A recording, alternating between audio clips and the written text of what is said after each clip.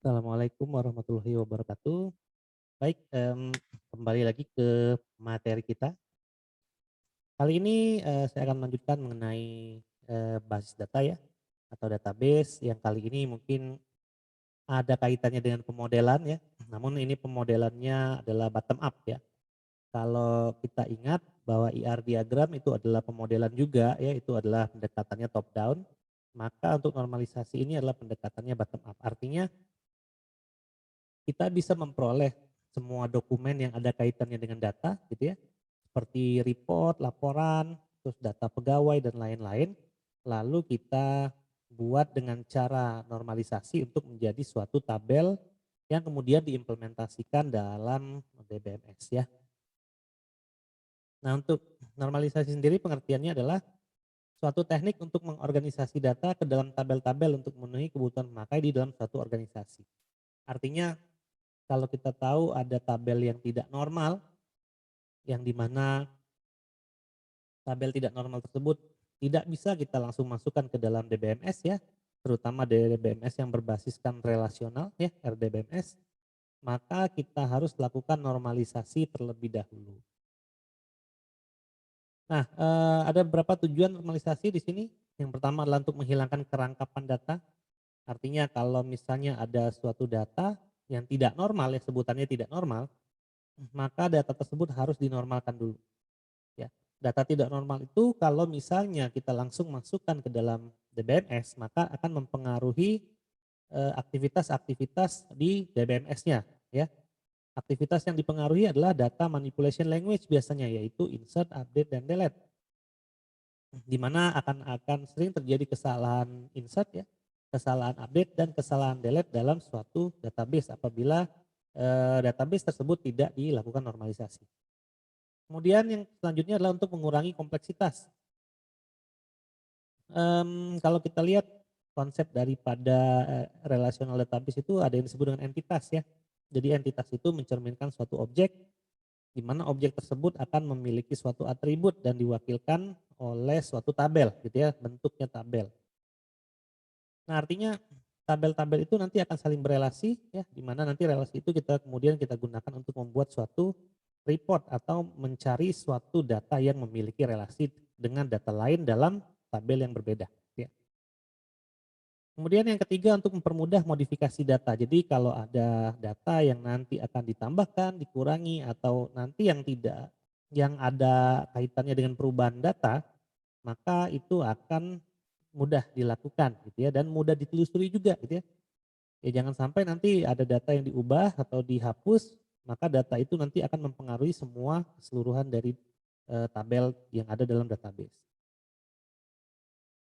Nah, proses normalisasi secara singkat yang pertama adalah data diuraikan dalam bentuk tabel. Jadi kalau kita punya suatu record atau form atau apapun itu gitu ya yang bentuknya adalah report atau laporan, maka diuraikan ke dalam bentuk tabel terlebih dahulu ya. Kemudian setelah itu kita analisa tabel itu berdasarkan syarat-syarat yang ada yang berlaku dalam proses normalisasi gitu ya.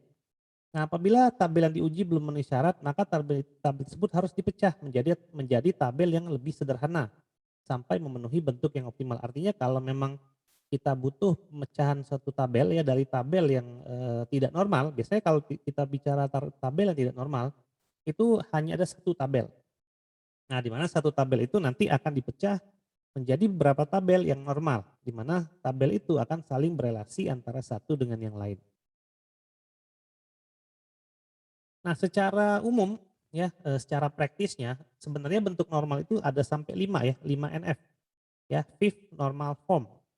Namun dalam kasus yang kita bisa katakan sederhana ya, bukan sederhana juga ya, kasus yang bisa kita hadapi lah ya dalam pengimplementasian database itu artinya bentuk normal ketiga saja sudah cukup. Dia tidak perlu kita sampai bentuk normal kelima ya. Nah, apabila kita sudah mencapai bentuk normal ketiga, maka maka tabel-tabel yang kita tadi rancang ya dari report tadi bisa kita implementasikan ke DBMS tanpa ada kendala sama sekali saat kita mengoperasikannya nanti gitu ya. sekelas aplikasi enterprise atau sistem informasi ini sudah cukup kita sampai 3NF saja. Nah, ada berapa perubahan bentuk ya, namanya bentuk normal. Jadi kalau normalisasi artinya mengubah sesuatu yang tidak normal menjadi sesuatu yang normal. Maka dari bentuk yang tidak normal dulu ya. Nah, kita ubah menjadi bentuk normal pertama atau 1NF ya, first normal form. Nah, caranya adalah kita menghilangkan perulangan grup. Artinya dalam setiap baris data ya dan untuk setiap nilai atributnya apabila ada nilai record yang sama untuk atribut, nah maka kita harus hilangkan dulu nantinya. Ya. Nah, kita hilangkan dan istilahnya itu menjadi atomik ya, maka dia akan menjadi bentuk normal pertama. Ya. Kemudian dari bentuk normal pertama ke normal kedua nanti akan ada istilah menghilangkan ketergantungan fungsional sebagian ya. Nanti akan dijelaskan ketergantungan fungsional itu seperti apa. Gitu ya. Kemudian dari normal kedua ke ketiga itu menghilangkan ketergantungan transitif. Transitif itu seperti apa nanti kita akan jelaskan setelah slide ini ya. Nah tadi kita berbicara mengenai ketergantungan ya. Nah itu istilahnya adalah dependensi. Ya, jadi dependensi adalah suatu aturan yang mendasari proses normalisasi. Jadi kita harus pahami dulu apa itu ketergantungan ya atau dependensi dalam hal normalisasi. Nah dependensi ini sejatinya adalah menjelaskan hubungan antar atribut. Misalnya saya adalah dosen ya. Di mana dosen itu kan pasti ada nomor induk pegawai, ada nama, ada alamat dan seterusnya. Nah, biasanya kan kalau kita melihat atribut yang memiliki ketergantungan dengan atribut lain itu biasanya akan ada kaitannya dengan primary key gitu ya. Kalau dalam istilah saya tadi, dosen, artinya nama dosen itu akan tergantung fungsional terhadap kode dosen atau NIP ya, nomor induk pegawai. Atau NID, nomor induk dosen, itu apapun itu. Artinya setiap ada perubahan dari nama itu pasti memiliki NID yang berbeda-beda gitu ya. Nah, itu disebut sebagai suatu proses dependensi. Ya, atau ketergantungan fungsional ya, itu sebutannya. Nah, atau secara lebih khusus menjelaskan suatu nilai atribut yang menentukan nilai atribut lain. Jadi kalau kita udah pegang primary-nya gitu ya, maka semua atribut yang memiliki dependensi akan terkait dengan primary itu. Gitu ya. Nah, jadi nanti dependensi inilah kemudian yang akan menjadi suatu bagian dari tabel yang nanti akan kita rancang dan kemudian kita masukkan ke dalam DBMS ya. Nah, sehingga nanti setiap tabel memiliki relasi dengan tabel lain sampai ke bentuk yang paling efisien. Artinya sampai ke tabel yang benar-benar apa kita bisa sebut itu adalah entitas gitu ya. Nah, yang pertama adalah definisi dari ketergantungan fungsional. Definisinya adalah atribut Y. Jadi kalau saya punya suatu tabel ya, di mana tabel itu ada tabel X dan Y, ada suatu tabel ya, tabel Z misalnya atau tabel A, di mana tabel A itu ada dua atribut, di mana ada atribut X dan Y. Kalau kita ngomongin masalah recordnya, artinya recordnya adalah X1, Y1, X2, Y2, ya, X3, Y3, dan seterusnya ya. Saya punya dua atribut X dan Y, itu adalah tabel A. Nah, suatu atribut Y pada relasi R dikatakan tergantung fungsional pada atribut X jika dan hanya jika setiap nilai X pada R mempunyai tepat satu nilai Y pada R. Artinya ini adalah satu atribut itu bergantung secara penuh dengan satu atribut lainnya. Gitu ya. Nah dalam definisi ini kita bilang atribut Y, entah itu Y1, Y2, Y3 itu bergantung pada atribut X. Artinya nanti Y1 bergantungnya pada X1. Ya. Y2 bergantungnya pada X2. Y3 bergantung pada X3 dan seterusnya. Nah itu kita sebut sebagai ketergantungan fungsional. Nah sebagai contoh seperti ini gitu ya. Mana pointer? Oke.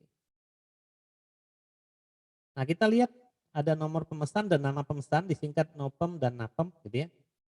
di mana kita lihat atributnya ini ya, nomor pemesan itu ada P01, P02, lalu P03, di mana nama pemesan itu adalah pemasok ya, adalah Baharu, Sinar, dan Harapan. Ya. Ya kita lihat Baharu ini hanya dimiliki oleh P01, Sinar itu hanya bergantung pada kode P02, dan Harapan hanya bergantung pada P03. Ya. Nah ini artinya kita bisa menulis itu adalah nopem ya, menggunakan panah napem. Cara membacanya adalah nopem atau nomor pemesan secara fungsional menentukan napem atau nama pemasok ya, nomor pemasok dan nama pemasok. Lupa lagi. Atau kita balik cara bacanya, nama pemasok bergantung fungsional dengan nomor pemasok. Ya atau yang enak yang ini aja ya. Nomor pemasok itu secara fungsional akan menentukan nama pemasok. Artinya kalau P01 pasti nama pemasoknya Baharu, bukan yang lain gitu ya. P02 itu pasti nama pemasoknya Sinar, bukan yang lain. P03 pasti nama pemasoknya Harapan, bukan yang lain. Nah ini adalah ketergantungan fungsional antara atribut ini ya, dengan ini. Ya. Nah kalau kita istilah X dan Y tadi, ini adalah Y-nya, gitu ya, ini adalah X-nya. Ya, di mana nanti nama pemasok bergantung secara fungsional dengan nomor pemasok. Ya kita bisa menuliskan ketergantungan fungsional itu dengan cara seperti ini. Ya ini atribut ya, ini atribut. Nah kemudian ada istilah yang kedua untuk dependensi, yaitu ketergantungan fungsional penuh, full dependency. Ya artinya adalah atribut Y pada relasi R dinyatakan tergantung fungsional penuh pada atribut X pada relasi L jika Y tidak tergantung pada subset dari X bila X adalah key gabungan atau kunci gabungan. Artinya kalau saya punya kumpulan atribut ya Y1, Y2, Y3 dan seterusnya, lalu saya punya kumpulan atribut X, X1, X2, X3 dan seterusnya, ya, dia akan tergantung penuh apabila Y-nya tidak tergantung pada subset dari X. Apabila X adalah key gabungan, kunci gabungan. Artinya kalau saya punya dua kunci, maka dua kunci itu harus memiliki apa? Secara fungsional menentukan satu yang bukan kunci, gitu ya. Nah, tapi tidak boleh yang bukan kunci itu ternyata hanya bergantung pada salah satunya saja, itu nggak boleh. Gitu ya. Jadi kalau yang tadi itu kita sebutnya parsial ya. Jadi ketergantungan fungsional parsial atau sebagian yang seperti yang ada pada ini tadi ya, ketergantungan sebagian. Artinya itu nanti kita harus hilangkan.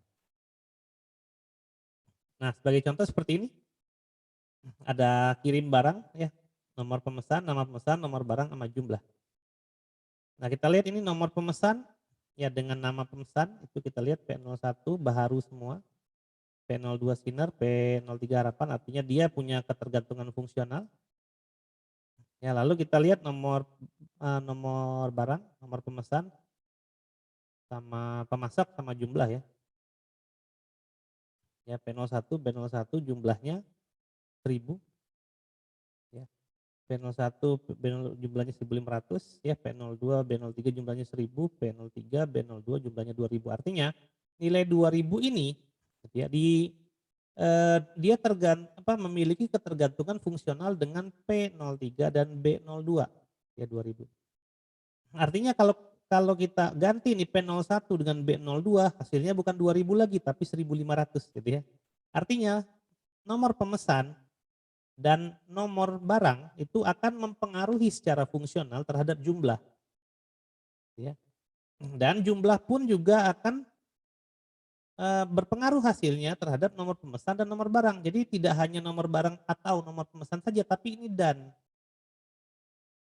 Gitu ya. Jadi kalau ada dua key, di mana dua key itu menentukan satu yang non key, dan memang satu non key itu ditentukan oleh dua key, bukan salah satunya, maka dia disebut sebagai tergantung penuh terhadap key-nya. Maka kita sebut itu sebagai ketergantungan fungsional penuh atau full dependency. Ya. Lalu ada ketergantungan transitif. Nah ini kalau saya tambah lagi atributnya menjadi Z, ada satu lagi Z, jadi ada X, ada Y, ada Z.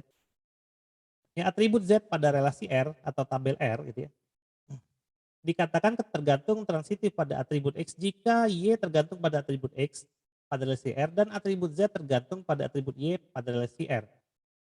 Nah, artinya kalau X Y, Y Z maka X Z gitu ya. Jadi kalau X tergantung Y tergantung fungsional terhadap X, Z tergantung fungsional pada Y, maka Z pun akan tergantung secara fungsional ke X. Nah, relasi 3 ini kita sebut sebagai ketergantungan transitif gitu ya. Oke, contohnya seperti ini gitu ya. Ada tabel, nomor pemesan, kode kota, nomor barang sama jumlah, kode pemasok tadi ya. Nah, kode kota kita lihat dengan kode pemasok sama ya. Makanya nanti kode kota bergantung fungsional kepada kode pemasok. Saya ngomongnya ketergantungan fungsional aja ya karena lebih enak. Lalu kode kota kita lihat dari kota dan kita lihat dari kota ya, kode kota sama kota. 1 Jakarta, 2 Surabaya, 3 Bandung, maka kota akan memiliki ketergantungan terhadap kode kota. Lalu kita lihat juga nomor pemasok dengan kota ternyata sama gitu ya.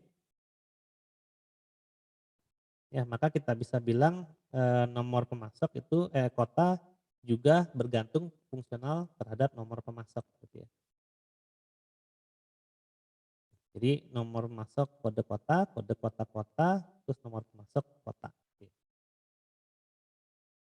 Nah itu adalah dependensi. Ada lagi sih sebenarnya yang satu lagi ada, saya lupa ada 4 sih dependensi, cuman karena kita mainnya sampai 3 NF aja maka dependensi yang keempat tidak kita perlukan ya. Tapi sejatinya ada 4. Nanti silakan cek referensi di Google atau di buku. Nah kita lihat first normal form atau normal bentuk pertama ya. Nah, definisinya adalah suatu relasi dikatakan sudah memenuhi bentuk normal ke-1 apabila setiap data bersifat atomik ya, atomik yang saya sebutkan tadi, tidak ada multi value atribut lagi gitu ya. Kita hilangkan. Ya, jadi setiap irisan baris pada kolom hanya memiliki satu nilai data saja gitu ya.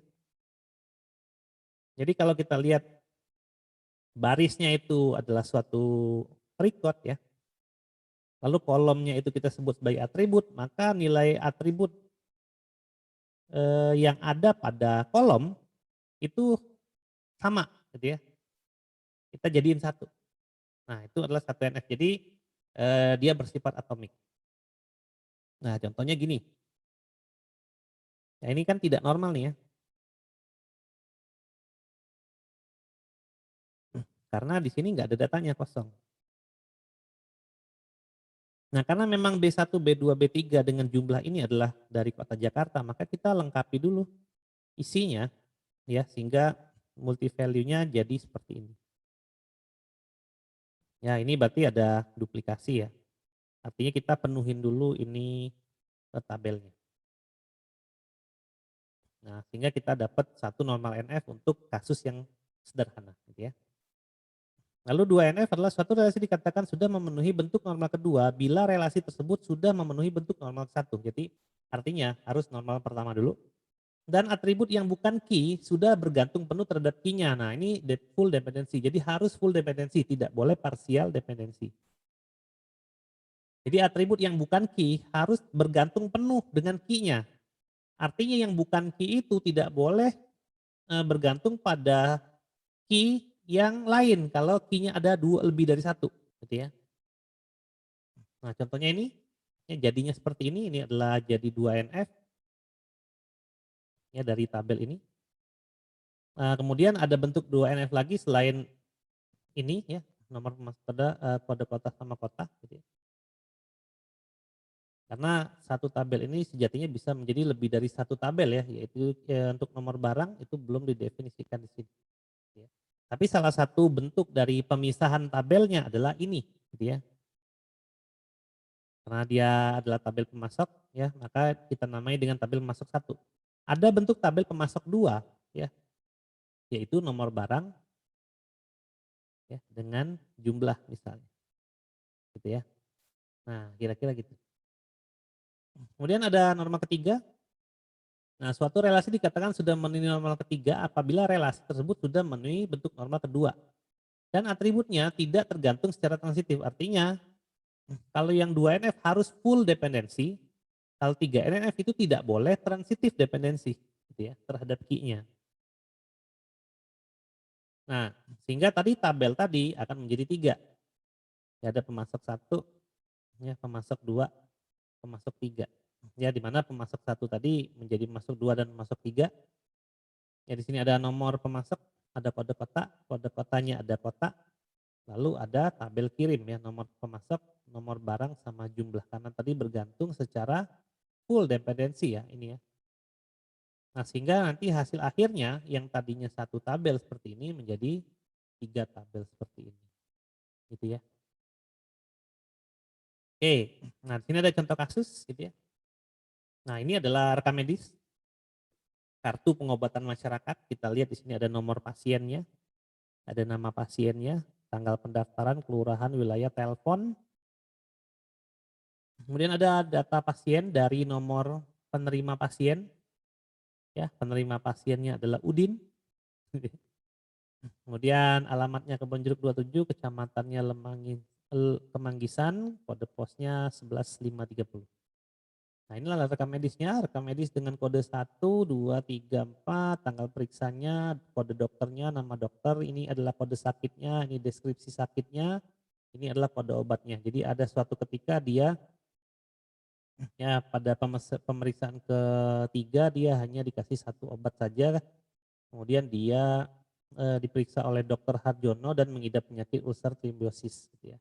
Di mana dosisnya adalah 4DD2, artinya 4 kali apa ya, TDD3, DDD1 3 kali 1 ya. Kalau 4DD2 itu 4 kali 2. Mungkin nggak tahu lah gimana ya untuk dosis ini ya. Nanti silakan terjemahkan sendiri. Nah, dari sini kita harus jadikan bentuknya ya ke dalam bentuk tabel tidak normal terlebih dahulu. Ya, artinya nanti untuk setiap rekam medis kita harus masukin semua identitas daripada si pasien sehingga dia akan menjadi seperti ini. Ya. Jadi nomor pasiennya sama, nama pasiennya sama, itu terus. Kemudian tadi ada kode obat, karena tadi ada obatnya 2, ya maka kita tambahin 1 RM001 lagi gitu ya. Nah, sehingga saya punya tabel seperti ini untuk memulai gitu ya.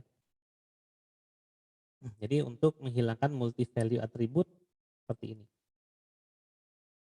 Nah, kemudian langkah kedua untuk 1NF itu tentukan primary key-nya. Ya, dari dependensi dan dari definisi kita tahu bahwa primary key-nya adalah nomor pasien di sini. Ini. Kemudian ada nomor rekam medis, kode dokter, kode sakit, kode obat sama nopen. Nopen tadi dari sini ya, nomor penerima pasien ya. Berarti 0100 sekian ini adalah punyanya ID-nya Udin. Oke, saya udah dapat primary key-nya. Kemudian langkah keduanya tentukan grup berulang item, data atau atribut yang memiliki nilai lebih dari 1 dalam 1 baris. Ya, kita lihat ini kan lebih dari 1 baris semua nih ya. Nih, jadi nomor pasien, nama, alamat, kecamatan, kode, tanggal pendaftaran, kelurahan, telepon, nomor pen, nopen sama penerima pasien ini semuanya 1 nilainya ya sama. Nah, itu kita pisahkan menjadi 1 tabel. Ya. Jadi seperti ini. Kemudian nomor RM dengan tanggal periksa. Ya. Ada yang sama kan, 01 sama, 02 sama, 03 sama, 04 sama, tanggal periksa juga sama. Kita pisahkan. Jadi seperti ini. Kode dokter dengan cara yang sama kita pisahkan juga. Ya, kode obat juga kita pisahkan. Kemudian kode sakit kita pisahkan juga. Kemudian ada kode sakit, kode obat sama dosis. Ya, ini adalah ketergantungan fungsional full. Ya sebenarnya. Gitu ya. Tapi itu nanti akan kita cek full atau tidaknya di 2NF. Karena kode sakit, kode obat itu menentukan dosis. Gitu ya. Nah, kita bisa lihat di sini. Ya. Untuk penyakit tropikana, obatnya sulfa dia 3DD1 ya dosisnya. Tapi kalau obat yang sama sulfa tapi penyakitnya beda, dia udah 3DD2. Artinya yang menentukan dosis adalah dari penyakit dan dari obat. Ya.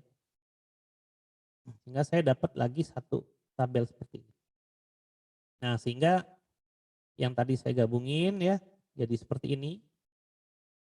Ini saya gabungin jadi seperti ini isinya. Ini saya gabungin jadi seperti ini. Ya ini saya gabungin jadi seperti ini.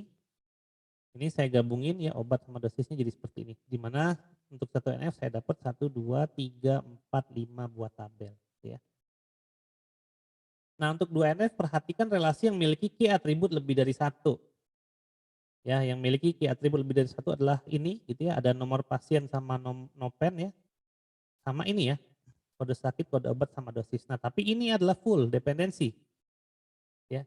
Kalau dia tidak full dependensi, kita harus apa? Pisahkan atribut yang bergantung sebagian. Gitu ya.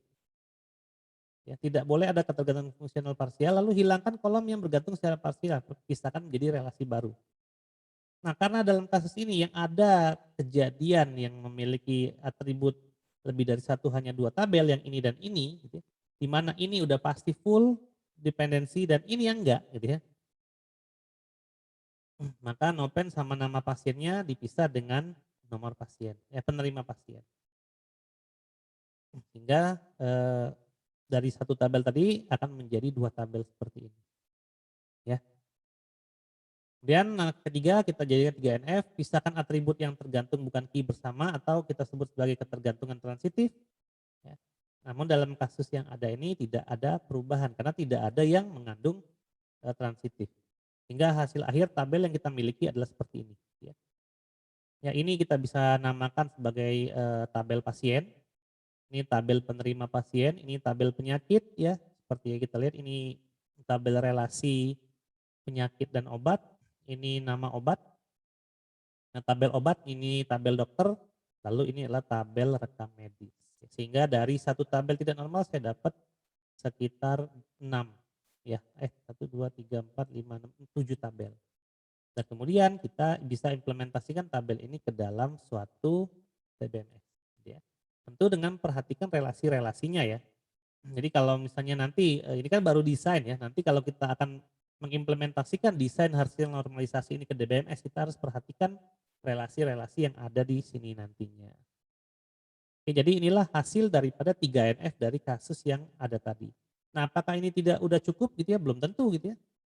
Karena yang saya baru dapatkan hanyalah rekam medis saja.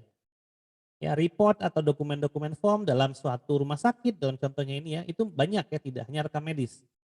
Maka tabel ini pun bisa bertambah atau atributnya nanti itu pun bisa bertambah. Gitu ya. Tergantung seberapa lengkap kita memiliki dokumen atau report atau form itu dari tempat studi kasus atau organisasi di mana yang nanti akan kita implementasikan sistem basis data di dalam. Baik, itu saja dari saya sekian. Semoga informasi ini berguna. Kurang dan lebihnya saya mohon maaf. Wassalamualaikum warahmatullahi wabarakatuh.